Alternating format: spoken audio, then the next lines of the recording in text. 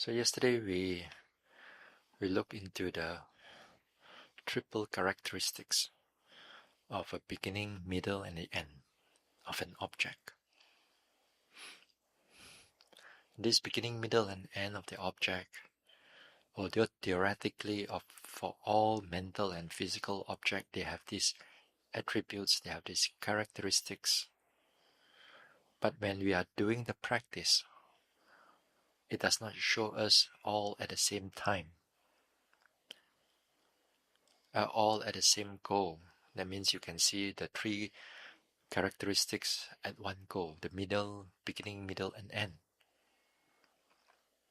Only when you are ready for it, it will show you partially. You go deeper, it shows you another part. You go another part again, you go deeper, it may show you still more. And you go deeper, it may show you the beginning or the ending. So they change. So this triple characteristic does not come at one go. Now, these triple characteristics of beginning, middle, and end, they are not Anicca, Dukkha, or Anatta yet now. Not in the sense of technical understanding or technical, the actual term for Anicca, Dukkha, Anatta haven't arrived yet. But a lot of yogis think that this is Anicca, Dukkha, Anatta somewhere there, because of its beginning, middle, end. Now, sometimes, for example, you notice the pain. You notice the pain getting stronger, getting less, and then after that, this pain, it moves to that one, then this pain moving here, moving there, then this pain kind of subsides, then another pain arises. Then you think that you're seeing anicca. Not yet. You're on the way, but not yet. All right? Not that you don't have, it's on the way. But don't go, oh, I see all the anicca. Not yet. And also too, like dukkha, you sit here pain, Bhante, here pain, morning pain, afternoon pain, night pain, next day pain again, here pain, moving pain, this pain running here and there. Oh, I see all the anicca, I see all the dukkha already, Bhante. Not yet. You only see part of the dukkha only. So when we come to into this beginning, middle, and end, they are not technically speaking of anicca, dukkha, anatta, but they are the beginning process of it.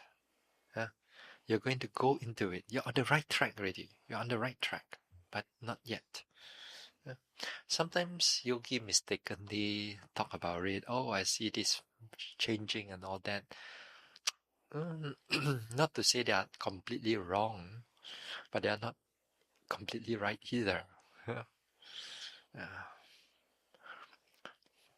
Now, as I said, as a yogi, this beginning, middle, and end, you cannot push your way to see what you want to see. It will show you when you are ready for it. In other words, when the mindfulness, your clarity of mind has come to a sufficient level, then it will begin to show it to you, unfold it to you. In next time, if you happen to have a friend, let's say, they come to you, want to learn about vipassana meditation. So tell me how to meditate. You don't tell them, hey, you must see the beginning, middle, and end. They will not be ready yet.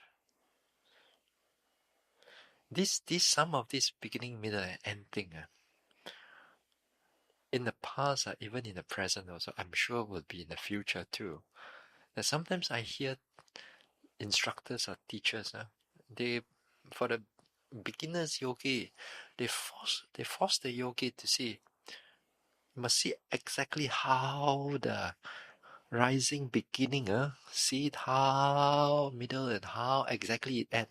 and you follow everything. I follow everything from beginning, middle, and end. Right in the first day itself. You see, in the first day, you don't hear me talking about beginning, middle, and ending. Because you're not ready for it. Yeah? You're not ready for it, especially if you are beginner. My instruction does not start in this way because I know that the yogis will not be ready for it. Now, if yogis were to try to look for beginning, middle, and end right in the beginning of their retreat, they're going to force their mind, they're going to overforce their mind, and yet they could not see it. Then after that, they get a lot of frustration. They got a lot of frustration, a lot of pressure, a lot of tension arises. We do not want you to go into that way because it will kill your confidence in the meditation. Some people have seen this method of meditation, a lot of them drop out because one of it is difficult to notice this characteristic. Study is easy, 4 element is easy. You can study 4 element. When you come to do and see, exactly follow the elements and see, define the elements by observation. Not easy. You cannot define it clearly. You cannot observe it clearly. So, as a yogi, you got to see as they really are, not as what you want it to be. In other words, even for an advanced yogi, they come into a meditation. When they begin let's say they begin the retreat too, or they begin their day of meditation, they have to go into the individual characteristic first. They got to search for that characteristic. Then only the changes or the triple characteristic will start to come in, become clearer to them. So you have to go by noticing the individual characteristics, and then eventually the triple characteristics become evident to you. So you keep noting, you keep observing whatever that is happening to you right now. Yeah? As long as you're noticing sensation of the body, characteristics of the body, hardness, softness, warmness, coldness, you notice the thinking, planning, memories, then you're on the right track. Then you will on the right track. Then it will slowly shows you its different patterns, its different way of expressing the itself. It will come as you keep on noticing. So just be patient. Put your effort into it again and again, retreat after retreat, until enlightenment. And after enlightenment, what do? Shake leg. And do some more. It's not enough. You think after enlightenment is a holiday? No, you still keep meditating. Yeah. Anyway, don't worry about that yet. No. This one is more, right now is more important. Whatever you are doing right now. So when we notice these three character, this beginning, middle, and ending.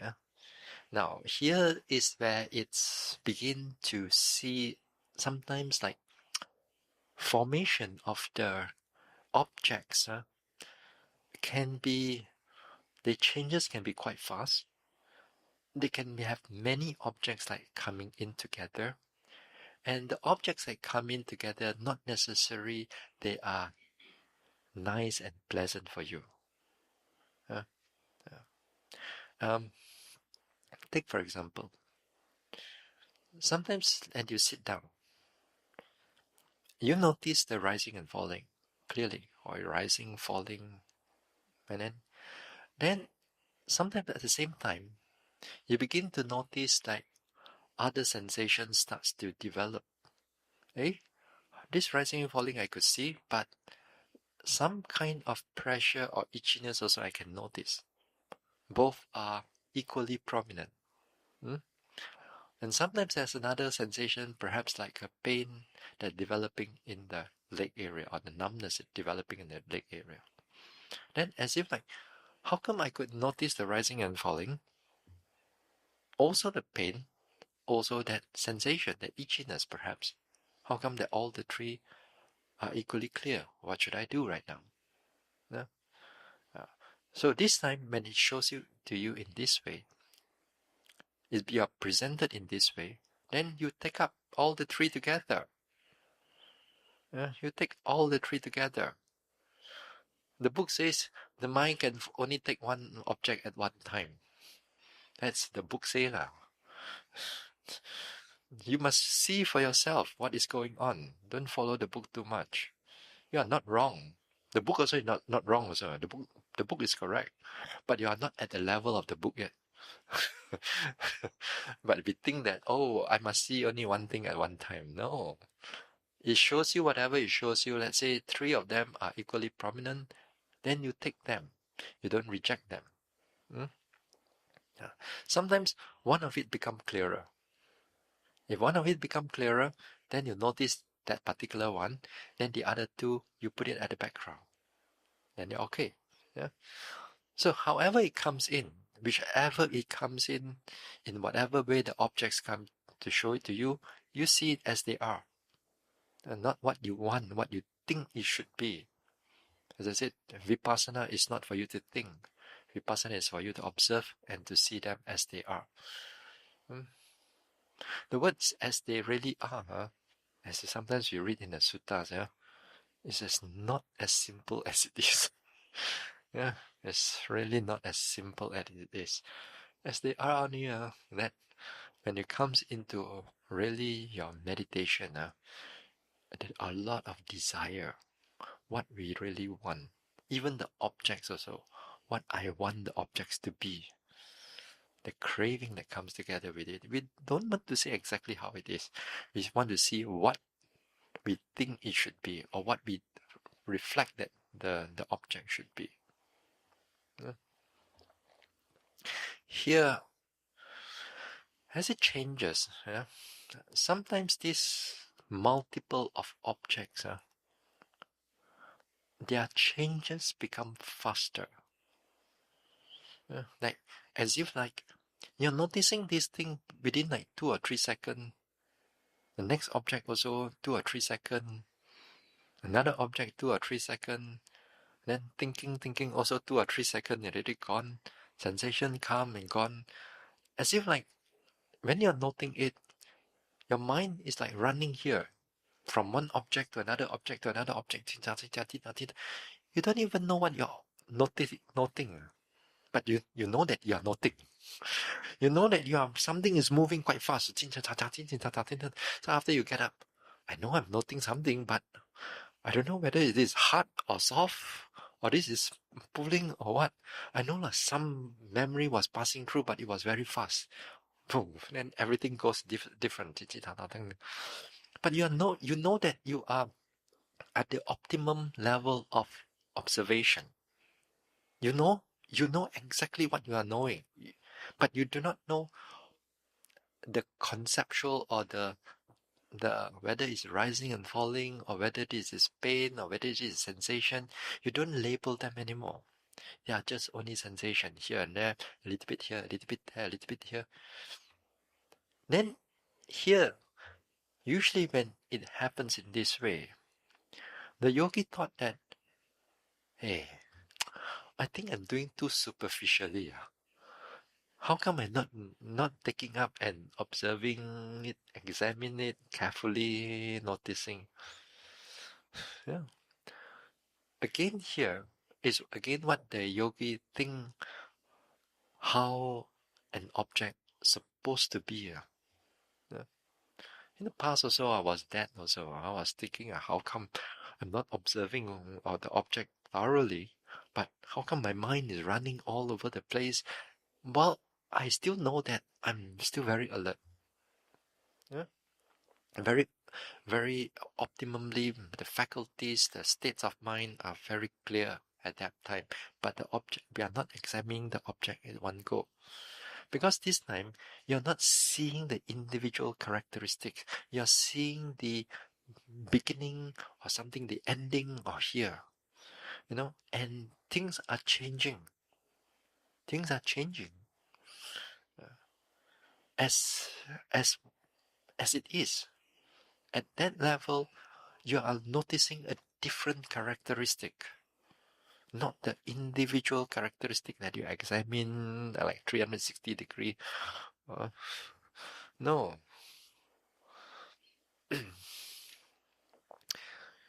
Sometimes that we want to buy something from Amazon, there's a 360 degree uh,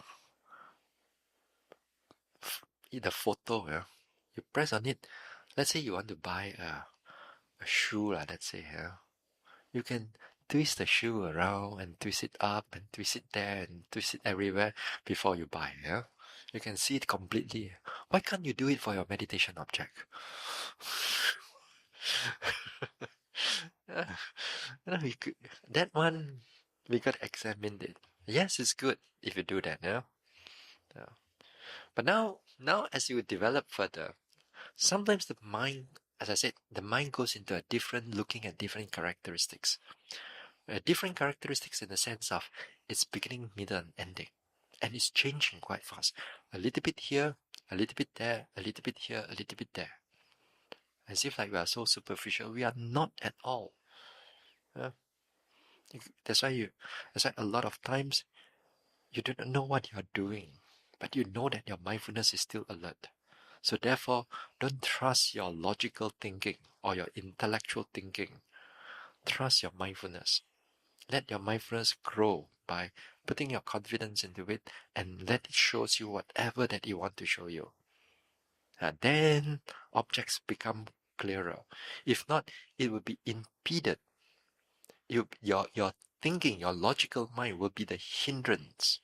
It's not the sleepiness is the hindrance. It's not the restless mind is the hindrance. Now it's your logical thinking, your sutta study, your abhidhamma, whatever. You bring the whole thing into it and it blocks the whole observation. And therefore, everything just slow down. Yeah. So, again, as I said, you got to really pay attention to what is going on without putting all these things. As long as the mindfulness is noting what is going on, you're on the right track. Yeah. Now, while you're looking at these things, and sometimes even like when it changes, getting more, getting less, it changes from one object to another quite fast, sometimes to the mind, to the body, and so on. Then you see it as like a group like that. Like everything is changing, whether it's a mind or sensation of the hardness is changing. It comes for a short while, it's already gone. Here it comes for a short while, it's already gone. So it's good that you notice it in that way. Sometimes similar objects that you are noting, but every time you're noting, it's like very tense up, your whole body and your mind and your noting is all like tense up. But you're still very alert. Previously you noticed that maybe your sensation of your, say, rising, falling, it's quite easy, isn't it? But now you notice the rising, falling, it can be, how come? Something wrong with the rising, falling, is it? No, it's not something wrong. It's just a different aspect of presentation of the rising and falling. Yeah? Or sometimes the sensation, normally you notice that it's not so painful, but this time it can be very excruciatingly painful. But it comes, and sometimes this pain, it comes, then after that it subsides. Completely you see it subside. But short while, the next pain comes, and very quickly it reaches peak. Very painful, but quickly very subside. Then it change to another place. Then it change to another place. The same thing. It goes again. Even the thoughts that arises, pressure that arises, wow, you feel it very difficult. And yet, you're on the right path, on the right path, on the right noting. it's just difficult. Sometimes when you notice this, the same objects that what is going on, that you have no control over it at all. It will just run according to its liking. Uh, it runs according to its liking, and it's just will change and change and change to your liking, and you cannot control it at all. As if like at that time there's no I, there's nobody controlling, there's no God, there's no soul, no this, no that, nothing. It's just mind and bodily processes only. So in that way, when you're noticing all these things as if like they are changing quite fast, as if like you are seeing the dukkha aspect, and also you're seeing a lot of non-self, non-I. This one, it's they call it the knowledge of comprehension. What you comprehend anicca, the beginning of anicca, the beginning of dukkha, and also the beginning of anatta, stronger anatta coming in. Yeah? But it's very haphazard.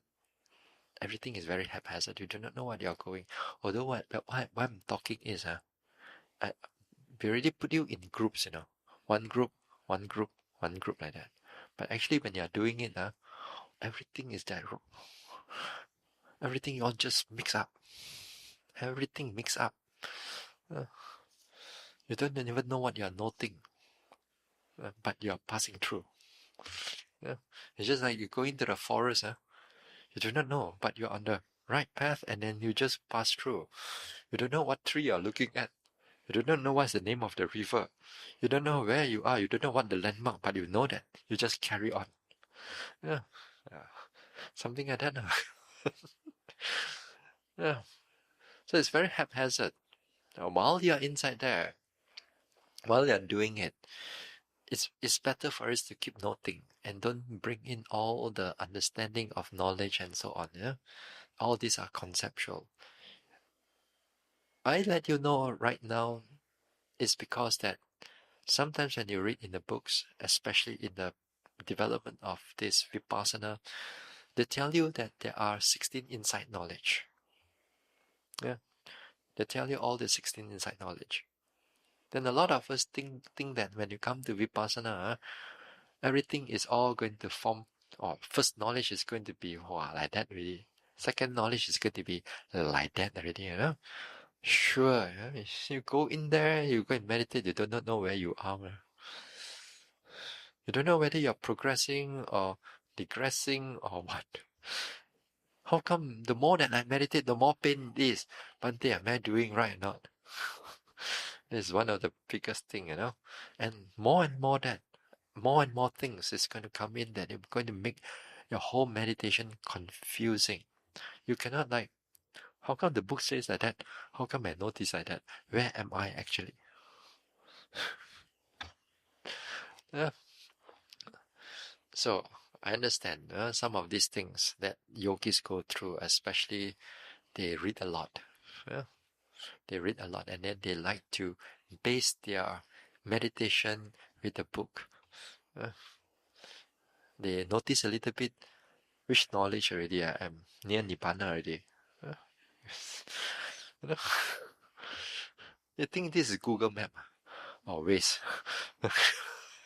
You think this is GPS for you, is it?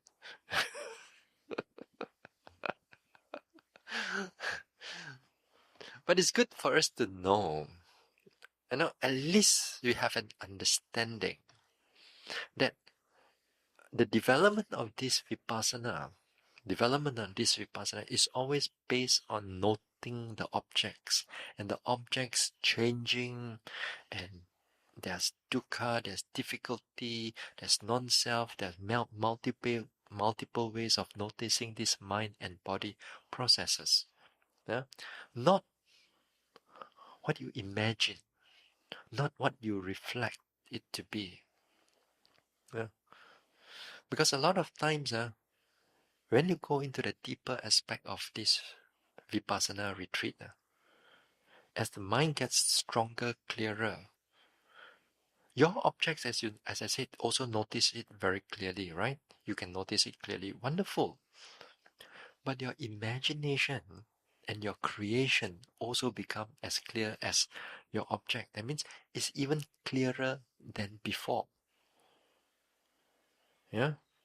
Any of your memory that comes up is much more clearer than before because of that quality of mindfulness and concentration.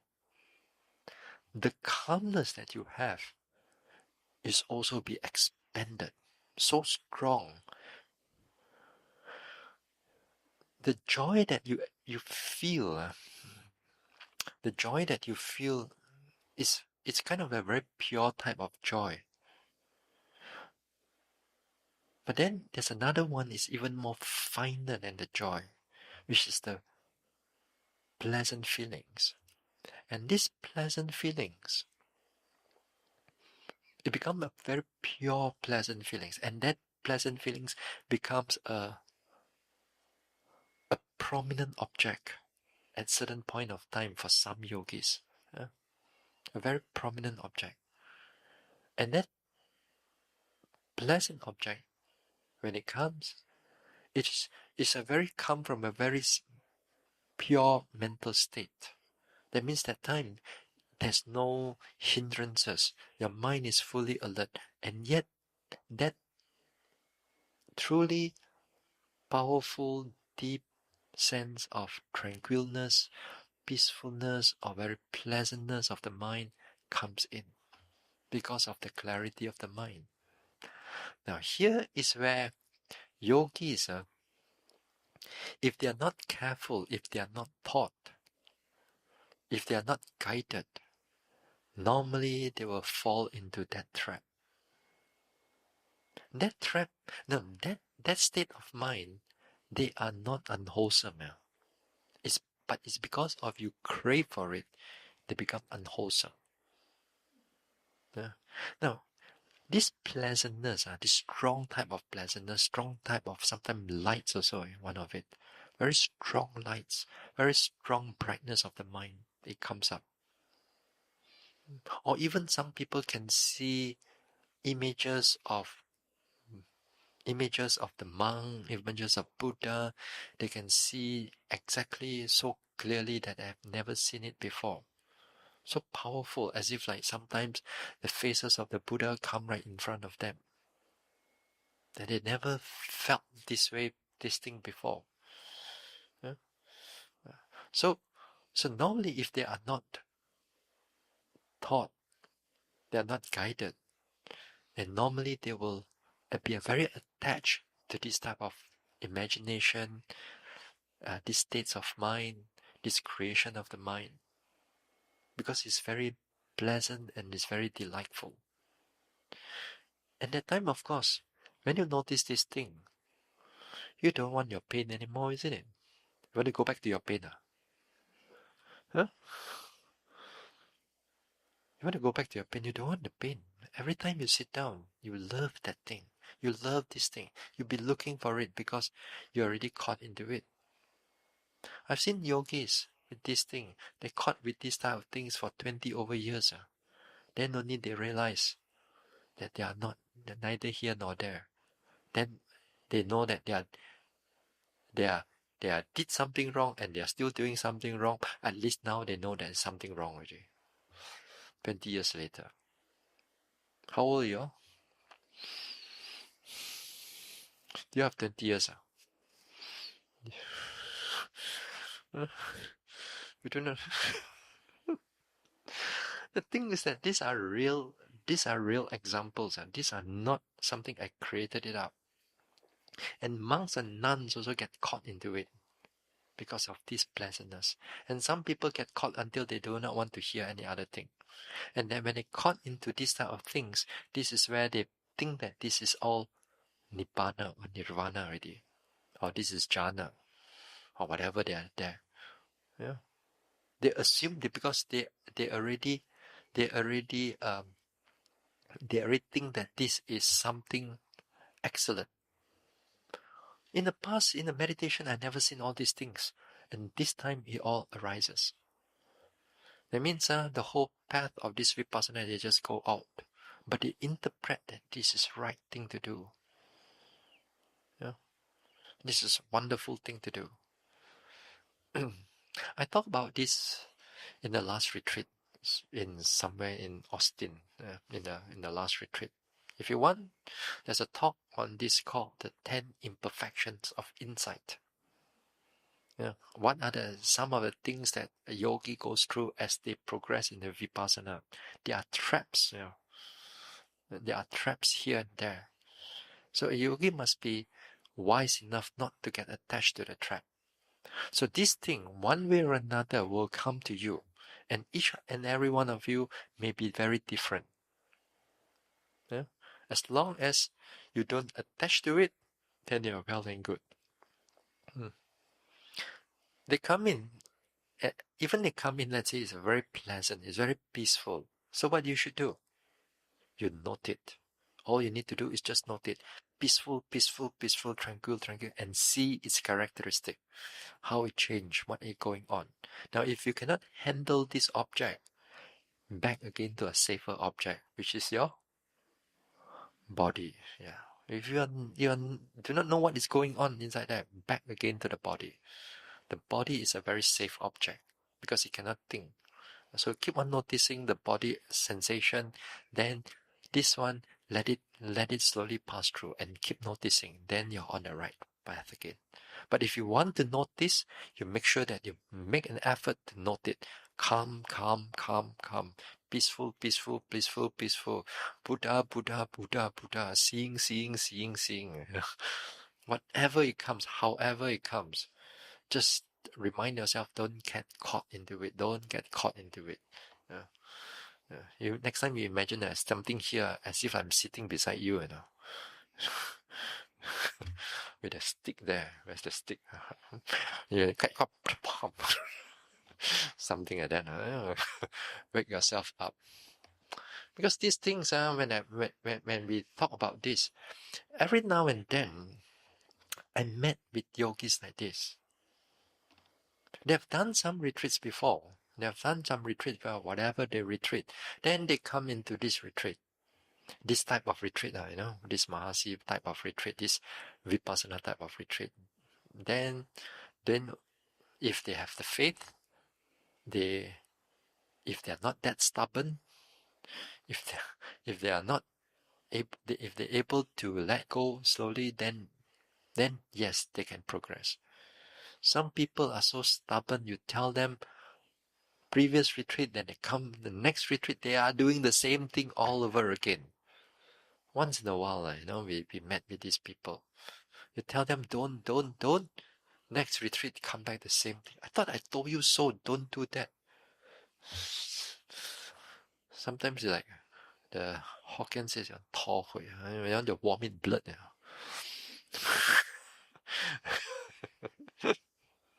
Because this is a spiritual path. This is not something that I take it lightly.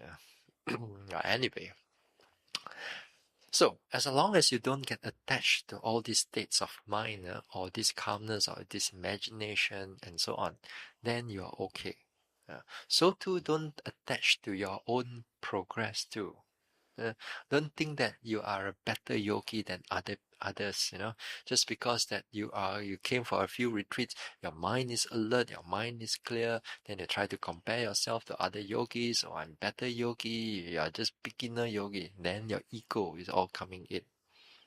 That too, during around this time,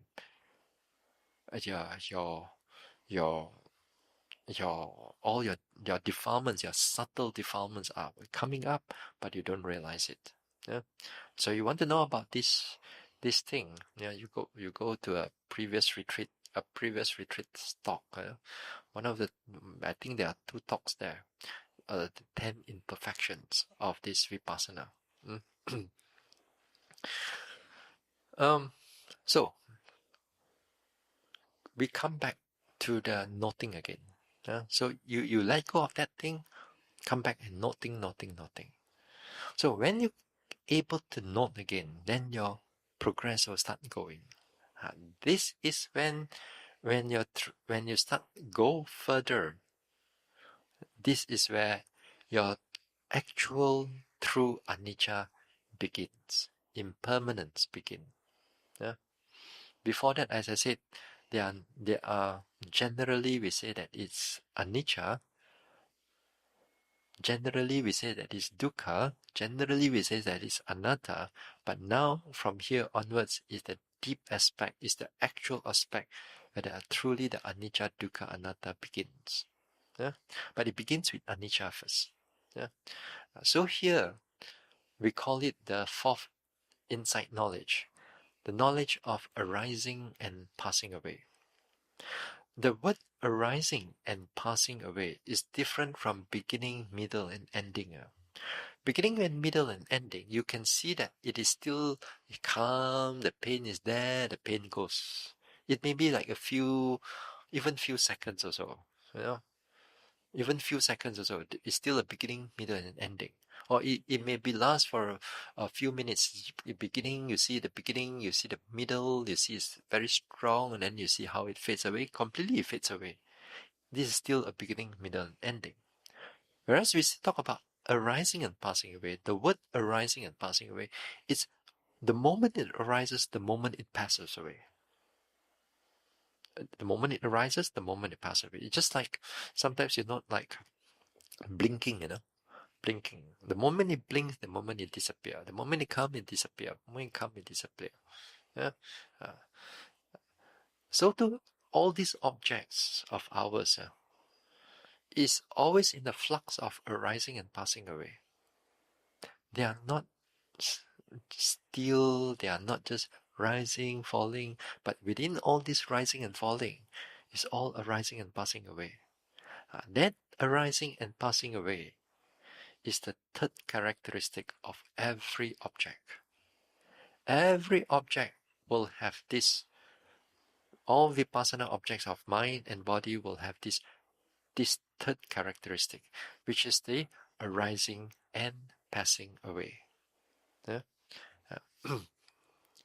So, this arising and passing away, they are deep. They are deep knowledge. They are very clear knowledge. The moment that you notice it, the moment it disappears. And it's not just only one time. It arises again. It arises and passes away again and again and again and again and again and again and again and again. Even you sit down, the moment you sit down, things are clear, arising and passing away, perhaps throughout your whole sitting. Thoughts come in, arising and passing away also. Sensation comes in, arising and passing away also. Everything arising and passing away, arising and passing away. You notice the stomach area also arising and passing away. There's no more like arising and falling, but you're just not arising and passing away. Everything is just arising and passing away. Nothing's there. So more or less that you notice every object is just only arising and passing away. There's no individuality right now. Everything is just arising and passing away. And they go from moment to moment to moment to moment to moment to moment to moment to moment. If you can sit, it says that if you can sit for 1 hour, let's say each arising and passing away for 1 second, so you'll be noting how many times? 3,600, no, 36,000, don't know how many seconds. 60 seconds times 60 is 3,600. Something like that, 3,600, 3,600 seconds, is it?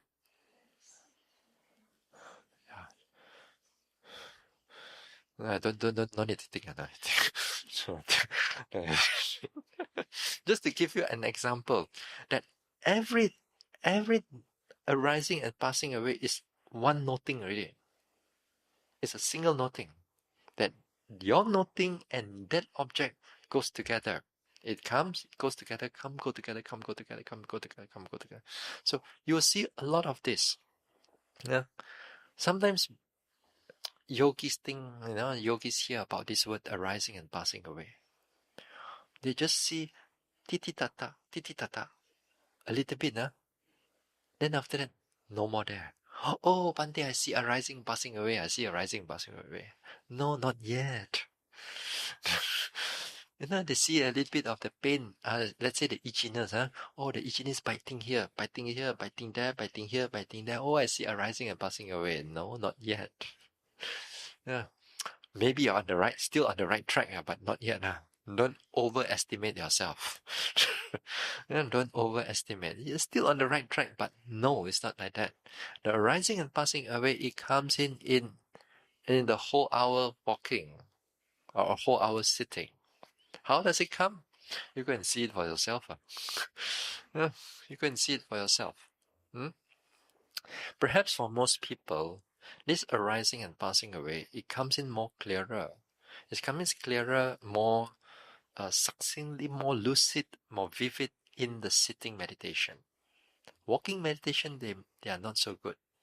For most people, the walking meditation is hard for them to notice this thing. They can only notice lifting, pushing, dropping, stepping. But when it comes to sitting, titi tata, pop, pop, pop, pop, pop.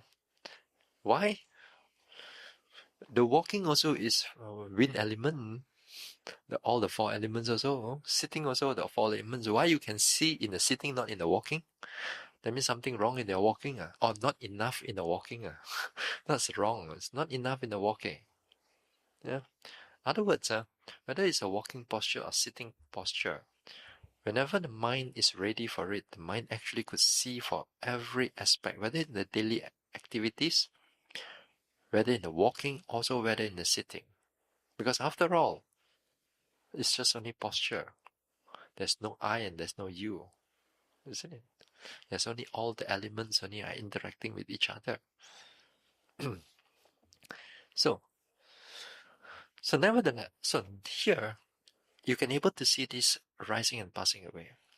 So this arising and passing away, they come in, and the moment that you see this arise and pass away, arise and pass away, arise and pass away, again and again and again, you some sensation arises, let's say, at the back of the leg. Then only you see the arising and passing away. You notice the pain also arising and passing away. The mind can take in everything. Even the lifting, pushing, dropping, for example. Right now, perhaps you may see the pushing is just going straight like that and drop like that. But now sometimes the arising and passing away, so many things. No, people cannot see you. Of course, here I already exaggerate the whole thing, but you can see that from inside there, there's a although when you look at it, it's just a smooth movement. But that time, you truly feel that the whole movement itself is like, oh, so many small little movement is taking place inside there, arising and passing away. Yeah. Bante, my walking every day the same one, Bante. Why nothing much? Because you didn't do enough, lah. Yeah. No, this one, you don't worry about it. It will come eventually if you train yourself again and again. Eventually, yeah. This is some of the example. Doesn't mean that you're going to see it. Perhaps you'll see it in other ways, but just to give you an example. Yeah. Now, so you see it, this arising and passing away in many ways. So that is good. That means your mind has that capability to able to go further this time. You can able to go further. So you need time and practice only. So keep on, you have the time, and you go for the retreat, you do it again and again, the progress will keep going. But I tell you, it's not going to go any easier. The challenges is still there. The strong challenges is going to be there. It's not about the practice, but it's about the process of noting right now. Now, when you see this arising and passing away, you see Anicca. You see Anicca in its true manner. Yeah? You see Anicca in the true manner. But the perception of Anicca has multiple patterns, not just only arising and passing away like that only. Has multiple patterns. Another type of anicca, is you see that the object is disintegrating, or dissolution they call it. That you don't see the beginning of the process, but you only see the arising and passing away when the process is going to disappear. And you see the ending of it at the same time, the arising and passing away at the end. You notice the thoughts arises, but you cannot catch the beginning of the thought, but exactly you know how the thought is going to end, which with the arising and passing away, then completely is stopped. That also you see anicca in terms of destructiveness, destruction. In terms of destruction, don't think of anicca just changing. Anicca is also like destruction. That is also anicca. You see that sometimes your pain, for example, you notice the pain and the pain kind of like disappearing and it's gone. Yes, it's also a similar like that. It goes into destruction as a perception of change, as perception of anicca somehow. So something like that. Then you are also going into the right track. And yet at this time, sometimes the yogi think that how come my meditation is going down? How come the beginning and middle I don't see? How come only the ending only I see? And again, the ending only we can see. You try hard to look for the beginning, it doesn't show you. It only shows you the ending. So again here, the yogi get confused. How come my meditation is like that? But it's not. Meditation is doing well, it's doing fine. It's just that the nature of how the objects is being presented is that. All of us, whether you or the Buddha,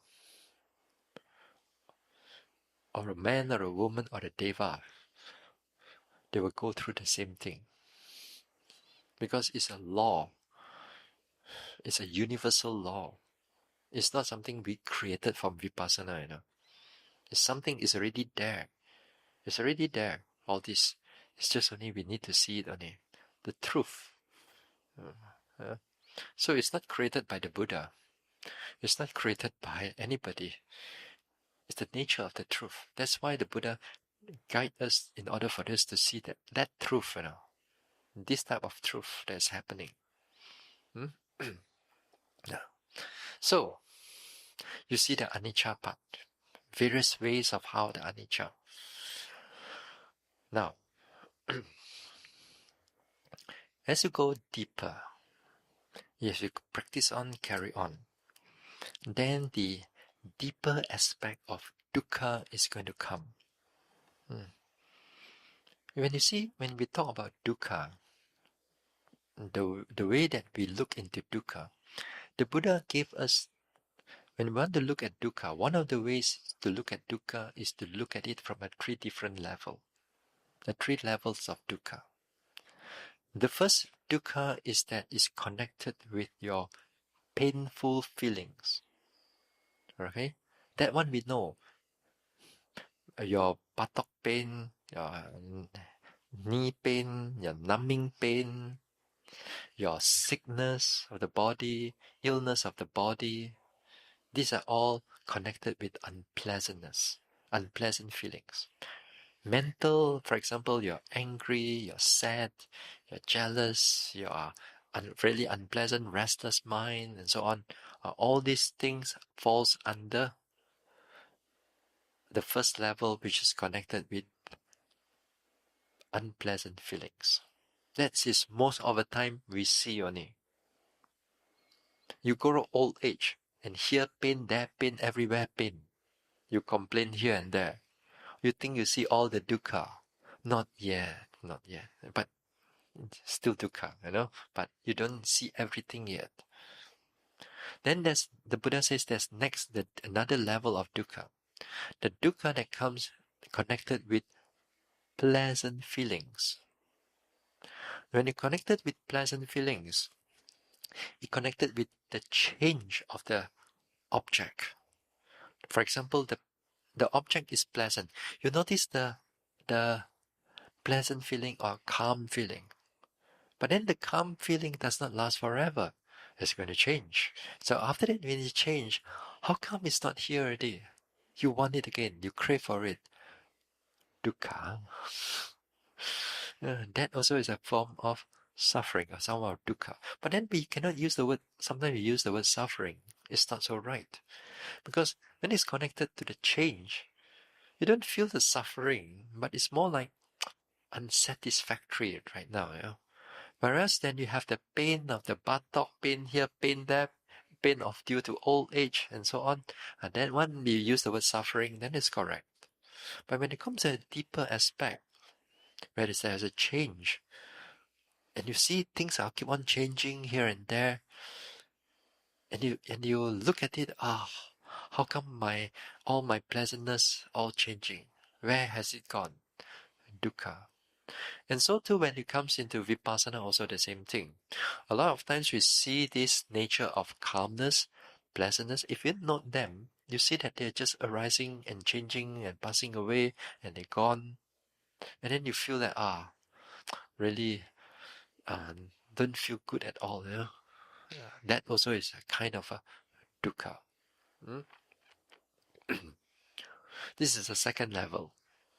The third level of dukkha is called the sankhara dukkha. Sankhara here means dukkha due to formations. Formations of the mind and body and the interactions of between this mind and body. That means, in simple words, anything that is being formed, whether the mind or the body is being formed, it's already dukkha. It's already dukkha. It's hard for us to comprehend. And this one, formation, because this formation can never stop until enlightenment process. If there's no enlightenment yet, then this formation will keep going and going and going. And this formation will take you from one rebirth to another rebirth to another rebirth to another rebirth to another, and never ending. The vipassana, when we look into the body and mind, all we see is just arising and passing away.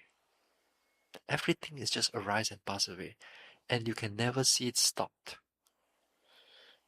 And you look long enough, it's really unpleasant. It's really dukkha. How do you? It's not like really but it's just dukkha. Because of its arising and passing away, and incessantly it cannot stop. It's hard for us to comprehend. Just give you an example. The moment you have a consciousness in your mother's womb, dukkha starts already. You understand? The moment you have the consciousness, that means the being is going to grow, then the dukkha starts already. Until the beings die, reborn again in whatever the realm of existence, it will keep going. And it will never stop. Because it's being fed by our defilements, our craving, our greed, hatred, delusion is all keep on feeding it. That's why all these things keep going. Cannot stop. So, in Vipassana, we turn the mind into looking into this mind and body processes. And the mind and body processes is how they are forming, how the formation is taking place right now. So the process is going through. Your job is just to see how the process is changing, arising, passing away, changing and changing and changing. You see its formation. So deeper aspect of what we go through in this vipassana. And the dukkha, when it comes in due to this formation, it's a lot. It's really challenging.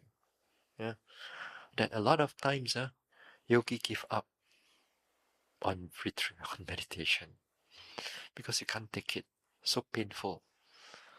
They're not painful because of sickness, not because of cancer or anything, but just because of meditation, they can't take it. Their mind is alert, but confidence perhaps not so ready yet to take note of. Although they are quite well developed, but very difficult for some people. Yeah. Now here, what happened is that, for example, I give you some examples. That you notice this arising and passing away, and how this arising and passing away keep on disappearing and disappearing and changing and changing. And then when you notice this process of this mind and body, you become like uh disgusted. You know what is disgusted? Oh, no, sorry. Before it's become disgusted, is that you have a lot of uh, you find that the whole body and mind is something very dangerous, something very like, for example, they says that you used to uh, hang on to all your concept, to all your thinking, to all your this, as if like you can able to hold on to this. Right now, you see everything is in the flux of arising and passing away, and you got nothing to hold on anymore, as if like you're falling apart. So, so the way that they describe it is like you kind of like fearful or danger, during that time. So you while you're noticing it, but you feel like, oh, how come it's like this? So they call it the knowledge of fearfulness. The knowledge of fearful. It's not that you are unwholesome, but it's just that the things that you used to attach to is keep on going into destruction. You know, you attach to the things that you attach to. It's not your loved ones or your this and that. It's your own mental and bodily process itself. The very deep type of craving, and you notice that all these things that you attach to now is just only arising and passing away. There's nothing concrete, there's no I, there's no you, there's nothing. It's just processes only. Then the mind becomes shaken up. Dukkha. Then later on, you keep going, you keep noting. Then you begin to note them. Then you find that the more you see this arising and passing away, how they go into destruction, and you feel that it's so miserable. You're kind of fed up with the whole meditation, and yet you know that you still have to go through. You're fed up now with the little pain here and there. You already want to go back already. You think, few more days. But that one, when it comes in a deeper aspect of the dukkha, that one, although your alertness, your mind is there, but you're going through a very miserable time. Just because you're noting. You're seeing all this dukkha again and again. And then after that, it goes even stronger. That you're very disgusted over it now. Like for example, you eat the same thing every day. Only that thing only you eat. Until you become so, the moment you see, you want to vomit. Something like that. And yet there are people exactly, they at this level, they feel that it's like they feel nauseatic. They feel like they are so miserable inside there. I mean, they're going through a very good, process of development. My job is just to make sure that they keep going. Because you never see it, how this nature of this dukkha can be so strong. Why do we have to go through all these things? Why is the law, the nature itself, the truth itself, for us to need to see all these things? Why? Why can't we just get enlightenment? Why can't we just realize enlightenment? Why I have to go through all these things? Why? Because here, all the whole process for us to noting to see the truth is because to change our wrong thinking, our wrong concept. our wrong belief, our wrong perception. Take, for example, some of us, for example, a lot of us still believe some things are forever. We still believe that things are forever. Sometimes some people, some Buddhists, they read some books and then they think that, oh, my life is always forever. From one life to another life to another life to another life to another life, forever. Or sometimes they thought that they have find their soulmate. We're going to be forever. Or sometimes we believe that sometimes in a certain religion or certain things that we believe that there's some forever place. And you believe that this is forever. Whether it's from Theravada, Mahayana, Vajrayana, or some other religion, or some other worldly views. You believe that there's something forever, and you believe that there must be there. So how are you going to change those type of views? Unless you see that everything inside there's no such thing. It's only arising and passing away. All these things is all created by not knowing what is the truth. So to, like, for example, we believe that sometimes everything is nice and pleasant. For example, sometimes you end up in some heaven, let's say, yeah, forever happiness, forever. But we don't realize that it's all also impermanent. It's just longer happiness in here, but it's still impermanent. But we believe that it's forever. And yet sometimes we believe that even our soul, we have a soul, we have a self there, we have an I there, and that I is somewhat forever. So how are we going to change this, all this thinking? Even you read your texts and your suttas and everything, you still have that idea. And over time, sorry to say, even whether you are Theravada or Mahayana or Vajrayana or whichever religion, some of our texts are being corrupted over time. And if you cannot see this thing through, you're going to get caught into all these views. Yeah. Nothing is all safe because 2,500 years is a long time for everything to be incorporated into it, and we believe every word. You're going to have a problem too, because you have no base, you have no clarity of mind. So here is we have to go back to the source, and the source is within this mind and bodily process. And we begin to see all these dukkha in different aspects of dukkha. You know that in the past, there's always this arising and passing away. Present, this arising and passing away. Future, if there's existence, it will still have this arising and passing away. And this arising and passing away, every time there's formation, change, dukkha is there. Then you see the truth from the source itself, not by your thinking, not by your judging, not by your conceptualizing, not by your intelligence, but seeing it truly as it is. That's where you change how your perception. Yeah. So it's deep, it's powerful. That's why you have to do it. Yeah. So this dukkha, we talk about it. We see it. We have to go through it, and we have to notice it again and again, because we want to change that wrong perception of ours. The strong, deep, and we don't even realize that we have that wrong perception.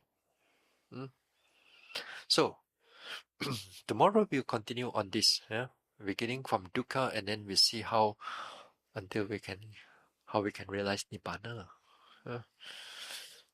Hopefully.